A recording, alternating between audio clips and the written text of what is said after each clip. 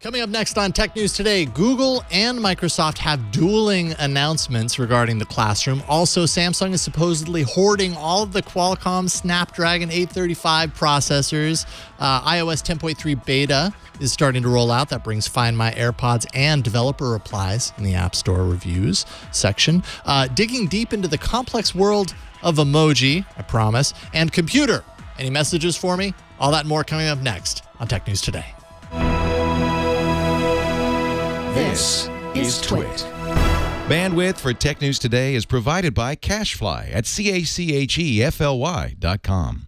Hi, this is Leo Laporte, and once again, time for Twit's audience survey. We'd really like to hear from you. It's only going to take a couple of minutes, really. That's all. Just go to twit.tv/survey and let us know what you think. Your anonymous feedback will help us make Twit even better. And thanks for your continued support.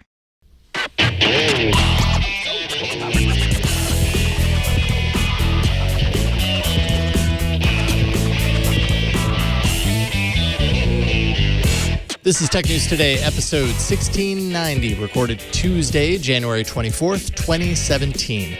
This episode of Tech News Today is brought to you by Rocket Mortgage by Quicken Loans. When it comes to the big decision of choosing a mortgage lender, work with one that has your best interest in mind. Use Rocket Mortgage for a transparent, trustworthy home loan process that's completely online at quickenloans.com/TNT.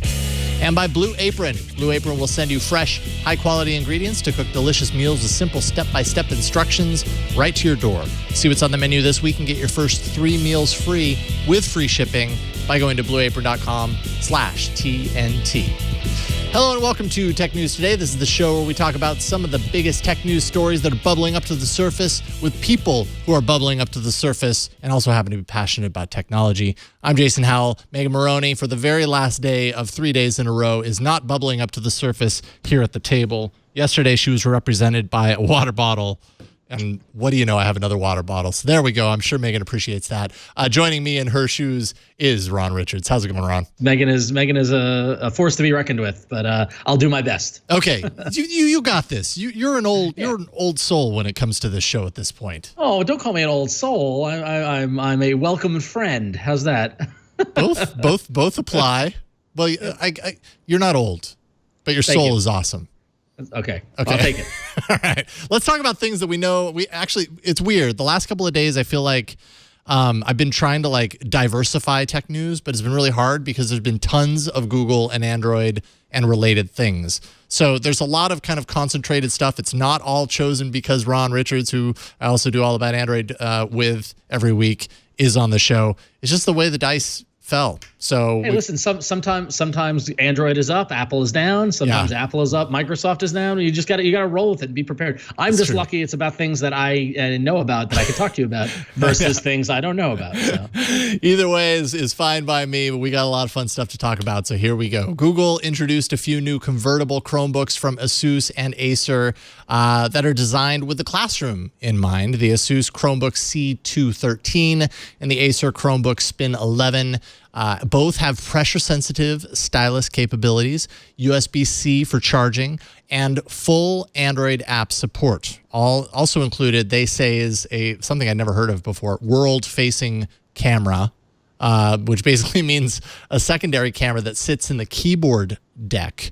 That allows students to snap pictures when the convertible is in tablet mode. So normally, if you have this convertible laptop style, you put it in tablet mode and that rear-facing camera is covered. Well, in this case, it's embedded into the keyboard deck, so you still kind of have that. So, they can take pictures of butterflies and stuff. Or the world. Because it's a world-facing camera. That's right. That is so marketing speaky. It really is. Totally. No, but these, one of my early predictions for 2017 is that the convertible notebooks are going to take off, and this is the evolution of the tablet, which I think we now can all agree is going by the wayside really as a product line, and the cross functionality of a tablet with a laptop is the way to go, and I think these are really cool, really interesting devices. Yep. Teachers apparently have continually requested a single kind of like a hardened device for tablet, for laptop, with keyboard support. So, that kind of speaks to what you're talking about. This convertible form factor more and more is being used just because of the versatility, because of the functionality. And yeah, tablets seemed tablet seems like a feature as opposed to a sole purpose, sole reason for being. Now it's all integrated together, so you have it when you need it and beyond. Yeah, and I think that and these are only going to be available for educational and commercial buyers, but I see this kind of device being, kind of like, oh, I want one, like, because it's kind of neat. I mean, I love we talked at length about our tablets and the adventures of Android tablets, and I love my Nexus 9, which is going to stop working one day. But honestly, the device I carry the most with me is a laptop, and seeing like my nieces grow up and go into school and seeing how both adept they are at using iPads and other tablets as well as using laptops, like the next generation is ready for this kind of convertible device. And personally, as an Android guy, it's great to see them have the ability to start using Android apps, to be exposed to that ecosystem and be raised on it. And doing this will only help get more support for this kind of category line on the Android side with developers and software makers. Yep. So you're going to get, and they had a few other announcements kind of timed with this. Chrome OS is continuously being retooled for better touch support, which it has to be. These touch screens are integrated, stylus support, all that kind of stuff. So they're kind of making some of the touch points a little bit larger so it can kind of cross that gap, be that perfect kind of in-between device between being a laptop and a touchscreen tablet, let's say.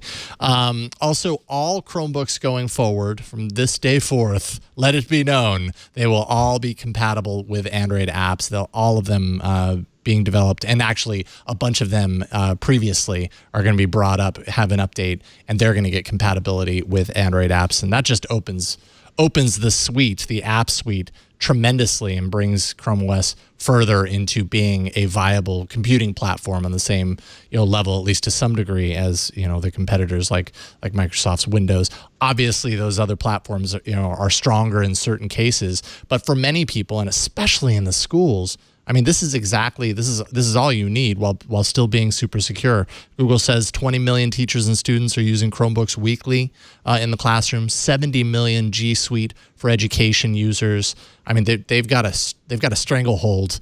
Maybe that's the wrong word for it, but they've really got schools in their vice grip. No, that's the wrong word for it.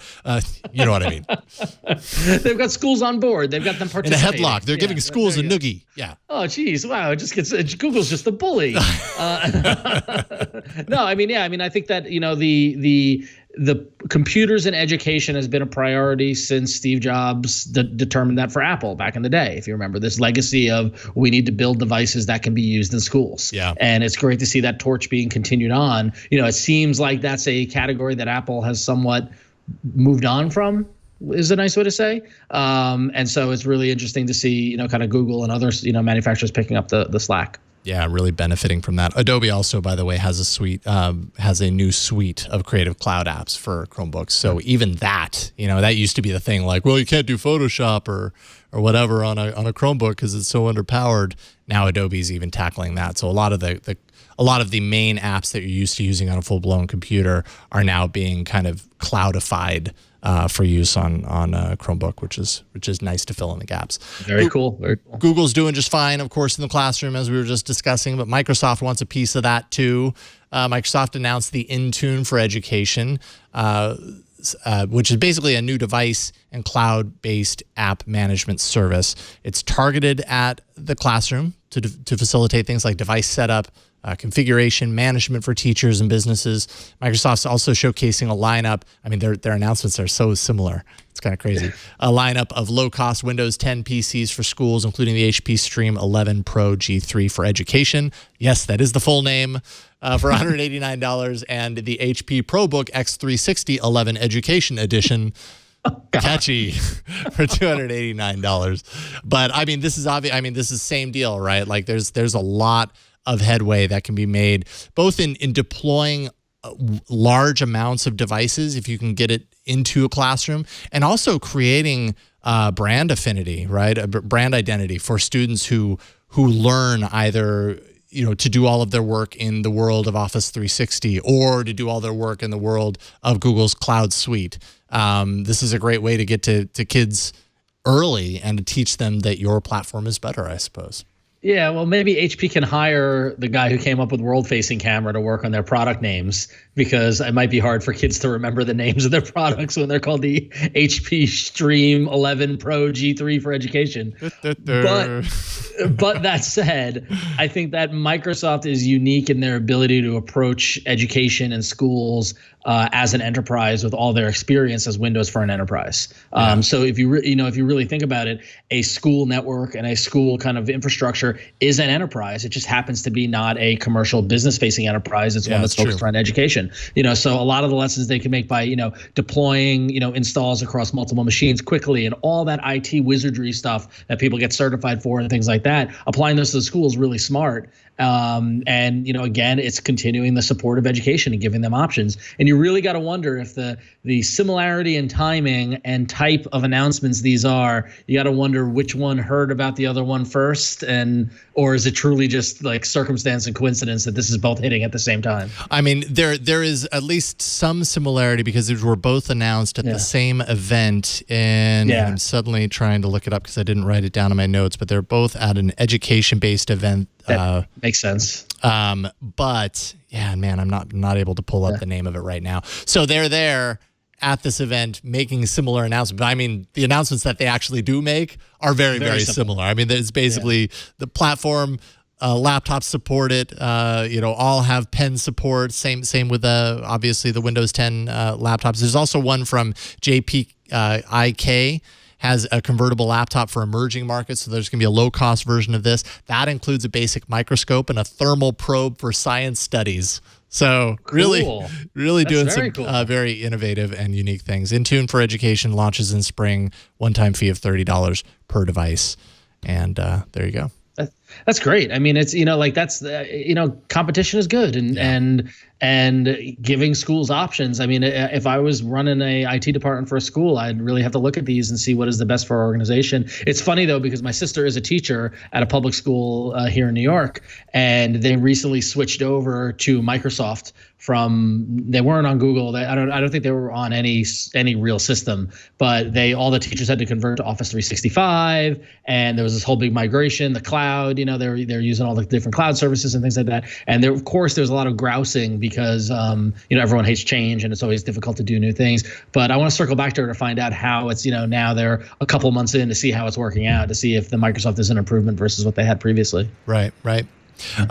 Apple began to seed the first beta for iOS 10.3, its next big platform update. Developers signed up for the beta program can look forward to some pretty interesting new features, some features that people have been asking for quite a while. First, Find My AirPods, kind of like Find My iPhone. But those AirPods, they are kind of difficult to keep track of, apparently. At least that's what people seem to say about them as a potential of getting lost very easily. Here, it tracks the last location that the wireless headphones were connected to the iPhone via Bluetooth, so users can go find them if they lose track of them. It's like once that signal is disconnected, it says the last time they were located was here. Go see if you can find them on the ground. Does it say the last time they were located was here and good luck? Well, there's also a function to have them sound a noise, so you can actually, once you're within that area, you can send the signal and they'll start beeping or something so that you can find them. So that's useful. I just got to wonder how many people are going to have them fall out of their ears while they're getting off the BART train, and then they go, and then it just goes off from there, and they never be found. Anyway. And then they have to Benny Hill after it, run after it. Users can also, I said they can trigger the sound for the AirPods to finding them to make that a little bit easier. But also, this is a big feature request. A lot of people had asked for this, allowing developers to reply to reviews publicly in the App Store and the Mac App Store. Now this, Ron, as well as I do, this feature has been on Android for quite a while now. Super useful, right? Because it gives the developer direct ability to address concerns, maybe criticisms that people might have. I'm giving them a 1 star because it didn't blah, blah, blah. The developer can follow up and say, well, actually, update to the next one. And when you do, hey, change your rating. It's a nice kind of communication method to keep everybody on the same page, have users feel like the developers are actually listening and understanding their concerns. So yeah, and it's also a great tool for troubleshooting and debugging. Like if somebody gives their app a bad review because it didn't work, we've seen a lot in the Google Play Store where the developers come in like, okay, well, what happened? Like, help us. Like, like we want to make sure this works for everybody. And I think for the really engaged developers, that's a key form of customer service. And I'm surprised it took this long for Apple to. Well, not knowing how Apple works, I'm not surprised. But the fact that it's 2017 and this is finally happening 10 years later is great to see. Yeah. There's also, I guess, an update that allows for in-app rating of apps. And again, I feel like I've seen this on Android a lot, where you're using an app and suddenly the window comes up and it says, "Give us a rating." And I guess in iOS, I'm trying to remember, in Android, if you do that, it doesn't allow you to rate directly from there. It sends you right through to the Play Store to drop your rating. That's what it did in iOS before. Now with this new update, it gives you the ability to drop your rating in without leaving the app experience. So that's kind of a nice update. That takes away some friction in that whole process. Yeah, because I hate being taken away from the app. So that's pretty cool. But I will say, in the grand switch experience, I mean, very, very related, right? 76% of iOS users have iOS 10. 0.07% of Android users have Nougat, which is the latest version. Yes, they're different platforms, but when I'm considering the pluses and the minuses of everything in this crazy experience that I'm only 2 weeks into out of 4, that's a big plus, right? Like, and mind you, this is a developer update, but when this goes out to most users are going to get it, and they're going to get it right away, and that's a huge benefit to iOS. Yeah, except when they release it and it bricks half the phones that install it. I mean, all my friends with iPhones say, "Oh, don't install the new iOS and to wait a little bit." So there's pluses and minuses to that, and Apple has stumbled in that update process. They haven't been perfect for the past 10 years totally. So there have been bumps. For sure. Yeah. Samsung unleashed its fourth quarter earnings, and the Note 7 wasn't enough to bring the company down, as it posted record profits of around $7.93 billion, in line with its earlier guidance. Samsung says the company took a $5 billion hit thanks to the Note 7 recall, but it achieved all-time high earnings for its chip business. Those were up 77%. The chip gains are basically making up for any of the deficiencies in the smartphone side. And even actually, even in light of the Note 7 issue, mobile business still saw a 12% increase in profit for Q4. So Samsung, we give them a lot of static for the Note 7 debacle, but obviously not hurting and where it counts. Well, yeah, if anything, this just shows how big of a company Samsung actually is. Yeah. And and for us, we look at the phone business and judge them on that. But they're a massive company. I mean, we talked about how on our previous shows, we talked about how I think it was on Alabama Android, we talked about how they represent like a third of South Korea's GDP. Like, it's something like enormous. And you got to wonder, if they didn't take that $5 billion hit, what would that 7.93 billion profit be? Would it be closer to 10, right? That's a great question, because the Note 7 was so on par to do gangbusters. It had such a good track up until fire started happening. Yeah, literal fire. But no, but you see Samsung, makes TVs, they make computers, they make all this sort of stuff. So it's not just phones. And yes, they had a big hit with the Note 7 or miss with the Note 7, but they're doing fine. Yep. Thank you, Brian. Always there with a little burn transition exactly when we needed it.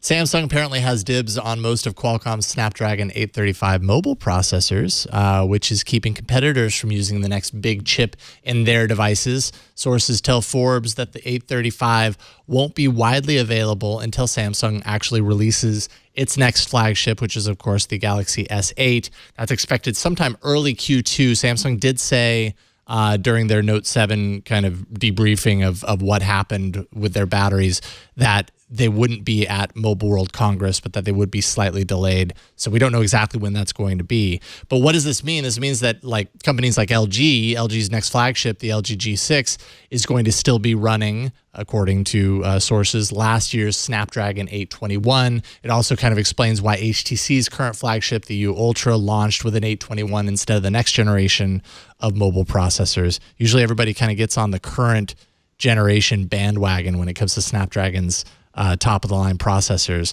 But right now, the 835 is being all snapped up from Samsung, who wants it all.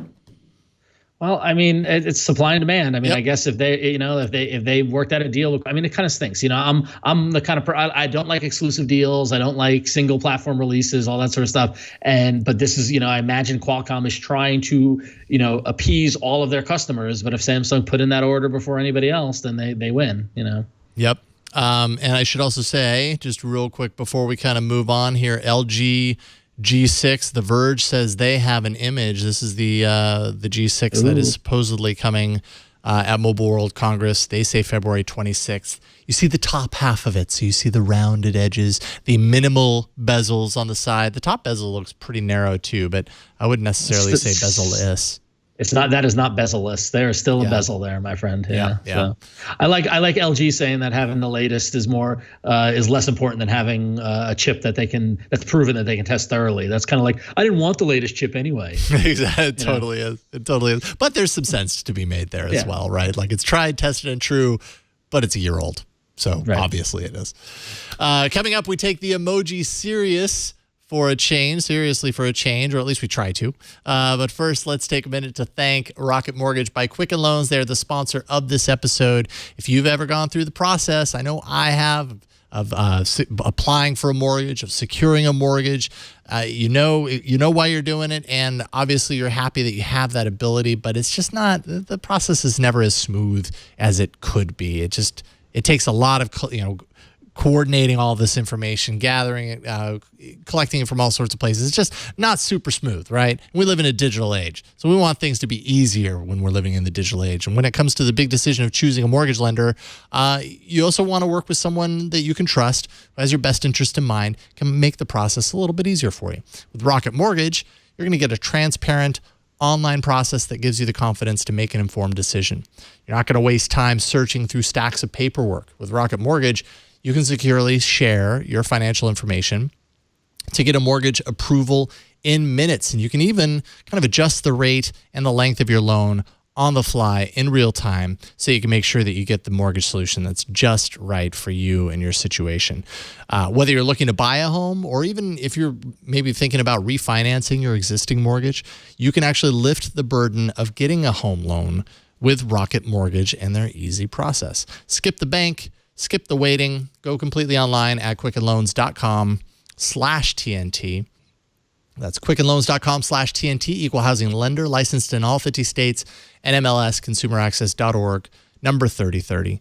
And we thank Rocket Mortgage by Quicken Loans for their support.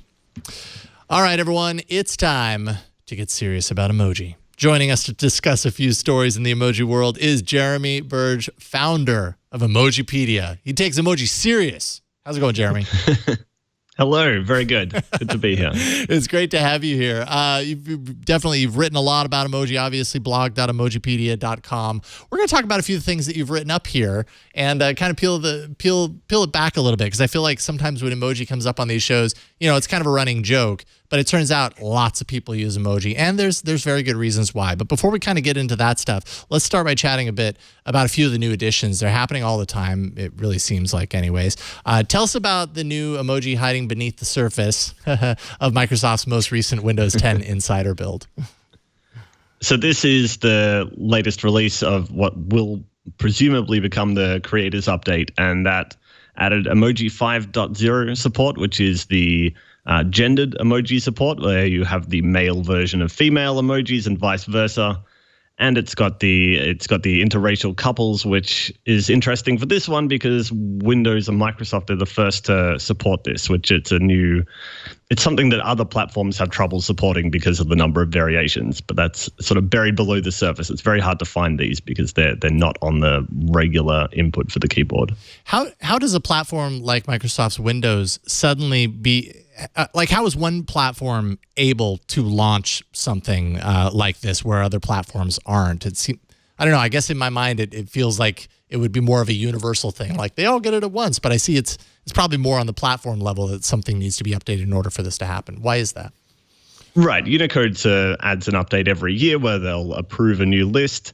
What happens with the interracial couples, though, is these are a sequence of existing emojis, and people can add them to their platforms whenever they want to. These mixed race couples aren't they're not out of spec with the standard, but they're not officially recommended, so that Microsoft can do this whenever they please. And if you send this to another platform that doesn't support them, you'll actually see the breakdown. You'll see the backwards compatibility. So you'd see a woman, a heart, and another woman, as opposed to on Windows, they'd show the combined glyph. So it's quite a clever technology they've built in there.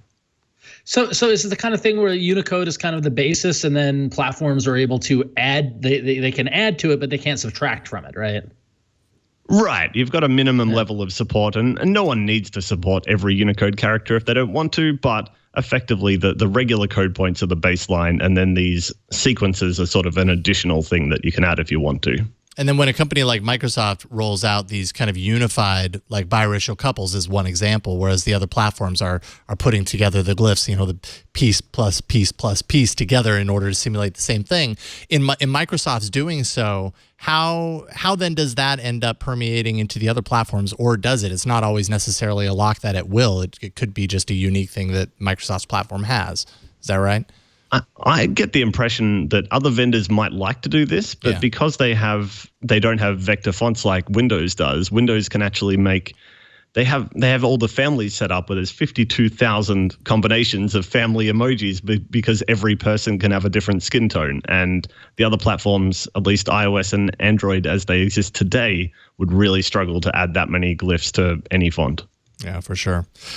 Surprisingly, I would say redheads don't have representation yet in the world of emoji, but apparently that's about to change too, right?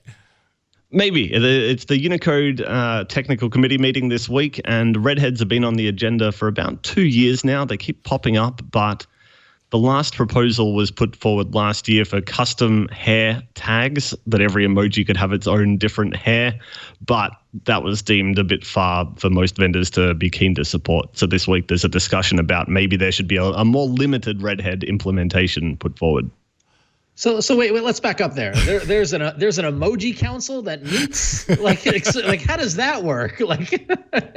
Yeah, it's surprising to people, but I'm on the Unicode emoji subcommittee, and we meet every week, and that's over the phone. And then there's a quarterly meeting which takes place in person. I'm not there this time around, but it takes place every quarter where new emojis are approved, and all the vendors get together, and it's Google and Microsoft and Apple and Twitter and all the people involved, and they literally sit around and make decisions about what is going to happen.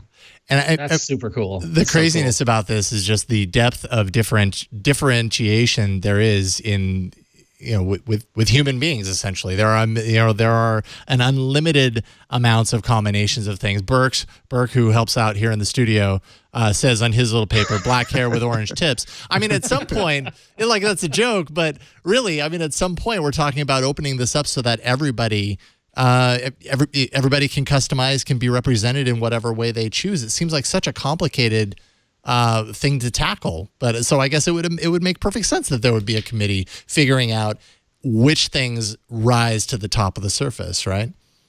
It's an impossible task, right? Yeah. You can't actually document everyone on the planet, so it's a matter of making pragmatic decisions about where you draw the lines. Naturally, redheads open the discussion about whether you should have other hair colors as well, or should you support baldness or gray hair on all the emojis. So every discussion involves around what precedent you're setting as well, so where that puts the standard in future. So it's an impossible challenge and just chipped away at 1 year at a time.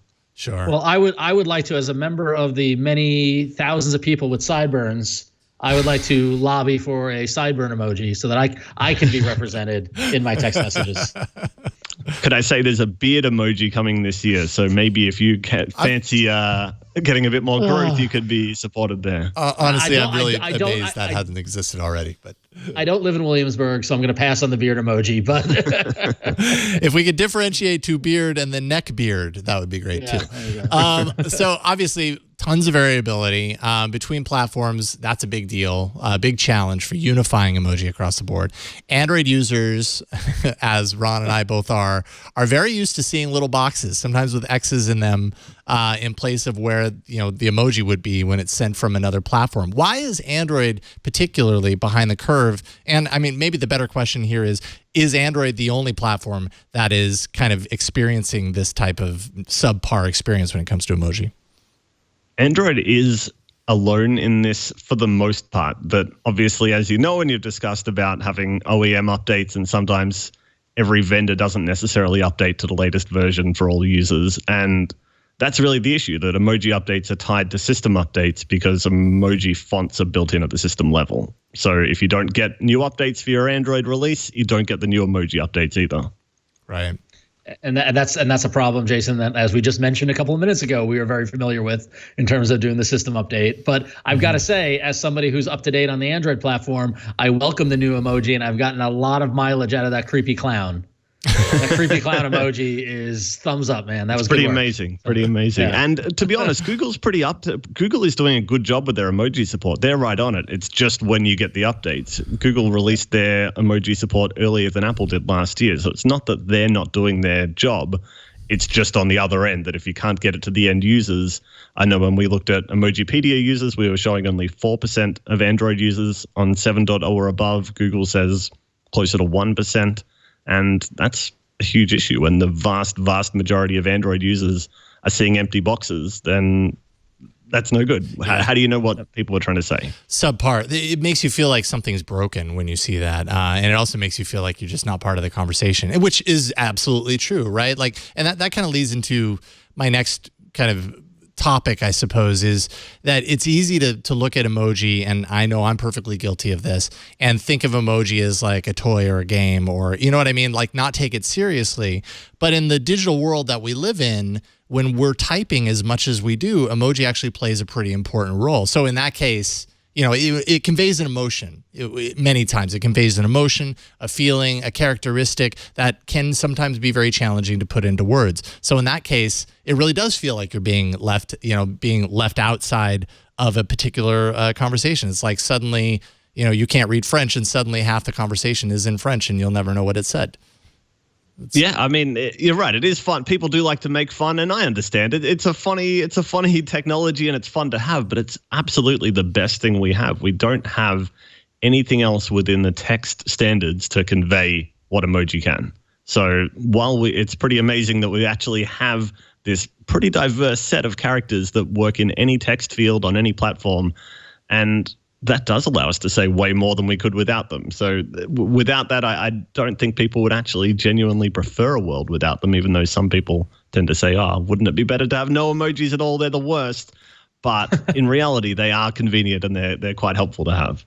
Hey, sometimes when you're, especially, I mean, the limited text, you know, mainly with text messaging, you know, when you're limited to a small amount of characters, I'm somebody who wants to be succinct and to the point. Sometimes that's, you know, smiling face with the two hands gets across what I'm trying to say better than explaining the emotion I have right now. So it adds a visual component to our language, which I think is, you know, really changed the way we communicate. There's a laziness aspect as well, which is brilliant. As you call it laziness, call it efficiency, but nonetheless, there is a great angle. And even some things are just really difficult to convey, like sympathy, but send through a love heart to somebody, a friend who's wants a bit of sympathy, and you get out of jail free card. That's amazing. You know, you've done a great job, and you just sent it through. If you really want to creep someone out, you send them this emoji, right, Brian? Yeah. Fascinating stuff. Emojipedia. So is it, it's blog.emojipedia.org. Is that right? Is that where people can kind of follow your work online in the world of emoji? Yeah, that's got the latest emoji news, what's happening. Awesome. Jeremy Burge of Emojipedia, really appreciate you coming on and talking emoji. We should have you back and check in on more of the kind of things that bubble up to the surface with emoji in the future. We appreciate it. I'd love to. I'll check in next time. All right. Take care and have a good night, Jeremy. Thank you. All right. We got some feedback. Radio Rod wrote in to discuss a little bit of internet history. I hadn't even thought about this in so long. He says, I used to operate an old school R&B streaming music station for over 11 years on Live 365. Remember Live 365, I'm sure, Ron. Yep. He says, they had to be the first to offer such a service as they were in business for over 17 years. Independent DJs could broadcast live, upload their music to Live 365 servers as they kept a record of what songs were streamed. They would then forward royalties to ASCAP, BMI, CSAC, and Sound Exchange from funds paid by broadcasters, sponsors, and VIP listener memberships. Then, with little notice, they went out of business in early 2016. Now, in January 2017, there is a website up using their name and logo claiming they're back. Almost all buttons point to coming soon or similar statements. I'm very skeptical that this is the real deal. Is Live 365 really coming back? So first of all, I remember Live 365. I would say that I was necessarily a regular user that I can remember of. Like, it wasn't a site that I relied on, but I remember the days of the independent music streaming DJ. You know, there were, they were everywhere, and Live 365 was at the top of the heap as far as that was concerned. Yeah, no, I absolutely remember that, and it's kind of fascinating to see that they were that's a brand that I absolutely remember as being in play, and then much like a lot of these services that emerged in the mid 2000s as we got towards 2010 or so, they kind of faded out, and you just assume either they go away or go to business. I didn't know what happened to Live 365, and it's a fascinating story. It's kind of cool to see that someone's trying to bring it back. Right. So basically, real quick before we talk about someone who's bringing it back, so basically what happened is there was an expiration of the Webcasters Settlement Act of 2009. That happened in December of 2015, which basically forced a transition from paying a percentage of revenue, which is how services like Live 365, small and medium-sized services like Live 365 could afford to operate. They were only paying a portion of the revenue, to paying per stream with a set amount per stream. And that basically shut companies like Live 365 out of business. It allowed the big players like Pandora and other services to continue and to thrive because they could weather that storm. So that happened. That pushed Live 365 out. When I looked into this, why it's back, sure enough, apparently a 23-year-old graduate from University of Pittsburgh did indeed acquire Live 365 through bankruptcy court. John Stevenson is his name. He says there were no solutions right now for small webcasters to broadcast like they did while still be compliant to licensing requirements. And so he's trying to bring it back. No employees at the moment, he says. He's relying on contractors to work to bring Live 365 back to market. I think this is kind of a wait and see. It seems like the website is obviously a signal that he's working on it.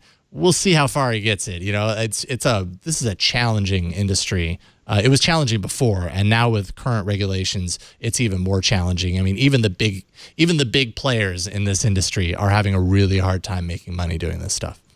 Yeah, and it's interesting because I'm playing around the website now, and it looks like it's up and running, but when you dig deep, you realize that there's nothing there. Yeah. Like I go to listen to a radio station, it says coming soon, coming soon, coming soon. Right. But hey, I applaud him. 23-year-old kid who's got a vision, and he's right. Like audio. I actually tweeted the other day that the in relation, there was an article in Ad Age about how businesses these days need to have an audio strategy in terms of what they're doing, whether it's through radio or podcasts or streaming or whatever. And audio is as we know it. Jason, you and I are both big believers in audio. So the more opportunities for independent people to be able to broadcast using these great tools, the internet that we have, the better. So I wish them luck. Yeah. But thanks for bringing our attention to this, Radio Rod. It was good to hear from you, and it was good to kind of like remember Live 365. I had completely forgotten it. Apparently a lot of people had, but maybe coming soon, it'll be back. Coming up, voice activation trigger words are about to get a bit more trigger happy. But first, let's take a minute to thank Blue Apron. They're the sponsor of this episode. Blue Apron is the #1 fresh ingredient and recipe delivery service in the country. Their mission is to make incredible home cooking accessible to everyone, all while supporting a more sustainable food system, setting the highest quality standards for ingredients, and building a community of home chefs. Blue Apron delivers seasonal recipes along with fresh, high-quality ingredients to make delicious home-cooked meals. You do this all in the comfort of your own kitchen. They give you everything you need. Each meal comes with a step-by-step, easy-to-follow recipe card, as well as pre-portioned ingredients that can be prepared in 40 minutes or less. So you're going to save time and money when you shop at the grocery store. It's actually 60% more expensive than what you get with Blue Apron. And if you're eating out all the time or you're shopping at high-end grocery chains, you're spending a lot. You can actually now spend under $10 per person for healthy home-cooked meals with Blue Apron. Customize your recipes every week based on your dietary preferences and choose a delivery option that fits your needs. There's no weekly commitment, so you only get deliveries when you want them. And Blue Apron actually delivers to 99% of the continental U.S. They're also setting the highest quality standards for their community of over 150 local farms, fisheries, and ranchers across the U.S. Blue Apron not only supports a more sustainable food system, it also supports happy and healthy families, getting families kind of cooking together, because that actually builds strong family bonds. Research shows the Blue Apron families cook nearly 3 times more often. They're given the tools, they're given the food, the recipe, all that kind of stuff, and they can just dive in and do it together. It's a great learning experience. New recipes are created every week with Blue Apron's culinary team. They're not repeated within a year, so you're not going to get bored of these dishes. Just a couple of examples from the menu. There's spicy shrimp and Korean rice cakes with cabbage and furikake. There's pork chops and garlic piccata with scallion rice and spinach. Mushroom and chipotle pepper enchiladas with lime sour cream. And finish it off with a little hoisin chicken steam buns with broccoli and marinated carrots. You can check out this week's menu for yourself and get the first 3 meals free with free shipping by going to blueapron.com/TNT. That's blueapron.com/TNT. And we thank Blue Apron for their support of Tech News Today. TNT's fan of the day is Russell Heiling on Instagram, who says, "We can't all be on a private jet. Podcasts get me through the travel chaos." And Russell obviously is not very amused at all. It looks really cold there. Are those icicles on his beard? I don't. It looks like, is he boarding outside? Like, that's an outside boarding is tough, man. Yeah. Yes. Oh, well, I feel you. And it also looks like a very crowded. I mean, we can't be getting on a plane. Is that a train platform? Because are that many people waiting to get on a plane outside? Oh, Russell, where are you commuting to? And do you need help? It's okay, Russell. It's okay. Just listen to another episode. It'll warm you up. Show us how you watch or listen to TNT. Just record a video or take a picture of yourself or your setup. You can post it on Instagram, Google+, Twitter, or Facebook, and use the hashtag HowIWatchTNT, and we're going to find it. All right. Attention. Those of you who are sick of hearing the wake word for Google Home or Amazon Echo or Siri on podcasts because it makes your own devices wake up suddenly. We've heard from a lot of you, by the way. Your life is about to get a lot more annoying. Consider this. Amazon Echo has now added a new way to wake the device. A new option allows you to step into your Star Trek future, the one you've always dreamed of, by simply saying the word computer to wake the device up. And which is very cool. Don't get me wrong. I think that's awesome. I would love to wake up my device by saying computer and then issuing a command. But if you ever wanted us to stop saying the wake words in our discussions on this show to avoid waking your devices, I hate to break it to you, but we kind of have to say the word computer a lot on these shows, and we're probably not going to stop saying it. But there you go. What do you think? But hey, as a Star Trek fan and as someone who was raised on Star Trek 4 with Scotty going back to 1987 San Francisco and picking up a mouse and going, computer, right? Also, as a Google Home owner, I'm very jealous of Amazon Echo owners now because I would dream one day to call a computer. The Star Trek talk interface to their computers was what we were raised on. And so very smart in whoever did this to try to give Amazon Echo the edge by having the ability to do this. And really, like the wake word, I mean, people want to name that. That's what I think is so amazing about these in-home devices like the Amazon Echo and the Google Home is that people want to change the wake word because they want to name it, because they want to personalize it. They want to make it their own. And that, I think that's so cool. And I hope that Google adds this to Google Home and we see more wake words and it becomes, how do you express yourself through your wake word? I have to imagine at some point this becomes a kind of a widespread thing where it's like, all right, you've asked, because I have to imagine this is at the top of request list. Like, allow me to choose my wake word. I don't want to have to do the 3 or 4 syllable thing you give us. I understand why they've chosen that, A, branding, and B, because it's a more or less a unique phrase, let's say. But people want to be able to wake it with whatever word they want. Well, here's a question, Jason. As a Google homeowner, right, and you've used Amazon Echo and all this sort of stuff, but as a Google homeowner, if Google came to you and said, would you want to be able to customize your wake word or support multiple user accounts? Oh, dang. That's multiple user accounts. Yeah, it's more important. So more important. Yeah. I mean, it's easy to see wake word because that's the fun thing and all this sort of stuff. But the recognizing voices and having multiple users access it at the same time, I think, is way more important. So. Yeah, maybe the wake word is just your voice signature. But then it would just wake up every time you talked. I don't know. I don't know, but I would agree. That's the bigger issue. That's the bigger deal. I'm positive they have very smart people working on both problems. Mm-hmm. So, but I'm also positive that doesn't mean we'll see it anytime soon. Yeah, true. Who knows when we'll see it, in other words. Thanks, as always, to Ron Richards. Really appreciate you coming on and hanging out with me today. And we get to hang out in about another half an hour for All About Android. Yeah. So it doesn't end here. So thank you. Appreciate it. I never let go, Jason. Just like Titanic. What do you want people to know? Where can people follow what you're doing? Yeah, you can follow me along all my musings over on Twitter. I'm at RonXO on Twitter, and that's where you can find me. And I tweet about my other podcasts. Please check them out. If you're new to the show, if you've never heard me, go check out iFanboy. It's a podcast all about comic books. Comes out every Sunday. You can find that at ifanboy.com. And also me and Tom Merritt, our good shared friend, we do a great podcast called Damn Fine Podcast, which is at damnfinepodcast.com. And it's revisiting Twin Peaks. And watching it in leading up to the new season coming this May. So check that out. Fantastic. Please do check that out to make sure you're up to date before the new season happens. Thanks again, Ron. Talk to you in a few minutes. I'll be there. Tomorrow, the triumphant return of Megan Maroney. I will put the water bottle off the desk and onto the floor because Megan will finally be here again, and I'm looking forward to having her back. TNT records live every Monday through Friday at 4 p.m. Pacific, 7 p.m. Eastern, midnight UTC at twit.tv/live. You can be part of the show by emailing us, tnt@twit.tv. Leave us a short voicemail, of course, 260-TNT-SHOW, and find us on Twitter. We're at Tech News Today TV. We have an audience survey that's underway right now. It really only takes about 2 minutes to finish. It's basically to help us get an idea of who our audience is, who you are, hopefully to provide better programming for you, help us to pick advertisers that we think you'd actually like, that you'd be interested in. So many important things. We take privacy very seriously. We promise to protect that. We do not identify you in any way in the survey. So if you want to help us out, totally optional, but go to twit.tv/survey and let us know what you think. We'd love to hear from you. Find all the ways to subscribe to our show at twit.tv/TNT. If you want to tweet at me, I'm at Jason Howell on Twitter. Thanks to Brian Burnett, as always, for being our technical director. Thanks to Burke and Kara, because she helps out in the studio, too, from time to time, for helping out. And thanks to Kevin for editing. And thanks to you, finally, for talking tech with us today. We'll see y'all tomorrow. Bye, everybody. Bam.